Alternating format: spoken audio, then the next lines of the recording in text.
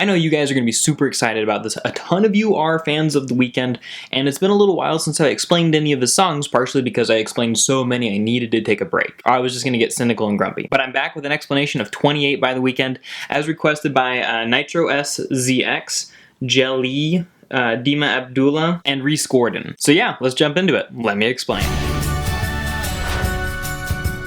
Hey everybody, my name is Clifford Stummy. I'm the Pop Song Professor. Welcome to my channel where we're all about helping music lovers like you, fans of The Weeknd, to understand the deeper meanings of popular songs so that you know what your artists are saying and can enjoy your music more. Today we're talking about 28 by The Weeknd, and let's jump into it. So the song overall seems to be about a loose-lipped love interest. So he met her at the club, took her back to his house, and then she told other people that, like, he was ready to have sex with people, and so now they're all trying to get in touch with him, and he's not even sure that she's totally committed to him in the first place, but now he kind of feels stuck with her. So in verse 1 he says, "This house is not a home to you, but you decide to go ahead and lay down. And then, because I see you're here to stay, should have known to pick my fate." So he feels like he's just kind of like slipped into this relationship and he's kind of stuck with her. And then in the chorus he sings, I'm so wrong to let you in my home. Now you know where I sleep, never felt so damn weak." So it's like he can't keep himself from loving her. He's kind of like attracted to her, and she's kind of got the power over him of kind of like being let into his intimate life. Like she knows where he sleeps, so she knows more about him than he's comfortable with her knowing. And in verse 2, we hear about how she bragged to her friends about it, where he says, "Hey there, lonely girl, did you have to tell your friends about the way I got you screaming my name?" He's kind of asserting his dominance in the situation, because he's got her screaming his name, but she still kind of like subversively went and told other people about the situation.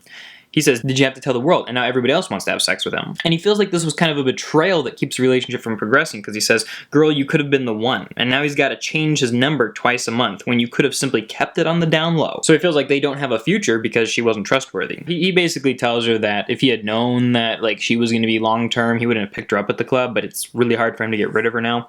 But even still, he's not so sure that she's dedicated to him. So he says, "You keep saying there's no one and there's nowhere to go, but who keeps calling on your phone? Who is this mystery caller? Like, are you completely dedicated to me, or is there somebody else?" And finally, the outro, he says, "Girl, if your man, call your phone again." And it kind of lets it linger like a threat. Now that's the basic gist of it, and you're probably asking, is there a deeper meaning to it? Well, we can look at the title. The title, according to Genius.com, 28 is the number of grams in an ounce, and that's kind of something that drug dealers know a lot, so it could be kind of a reference to the drugs that Abel or The Weeknd sing about so often. Genius.com also suggested that 28 was a reference to the fact that this was his 28th, like, big released song, which I think sounds a little bit more likely, because it's actually 28.3 grams in an ounce.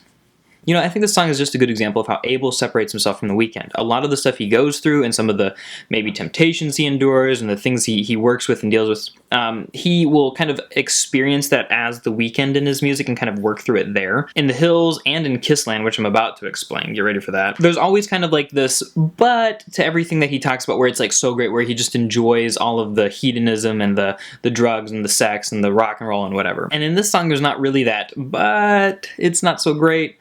He just kind of like goes with it, but we do kind of see this overall idea.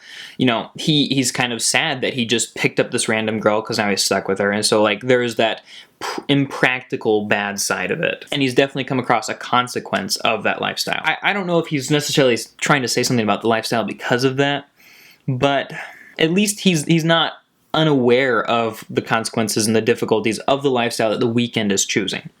Now, Abel himself is a lot more of a private person, and I think he still does party and does things, so I don't think he's too much different from The Weeknd, but there is a difference there, and I think that's important to remember when we listen to 28. But yeah, so anyway, at the very least, 28 sounds great, like the musical style is great. I think his more recent stuff is way more pop and way less R&B, and this old stuff I've been listening to, thanks to your guys' suggestion, way more R&B, much less pop, and it's really, really cool to listen to his roots and where he came from. At the end, 28 is about a relationship that didn't work out the way he thought it would. It had unintended consequences, and now he's having to deal with those. He entered into a relationship not really knowing this woman, just wanting to have sex, and now he's got a reputation, and she's kind of being unfaithful to him, and he's got to figure all these things out. He'll probably continue trying to figure them out in these songs, which is where Abel works through these things as The Weeknd.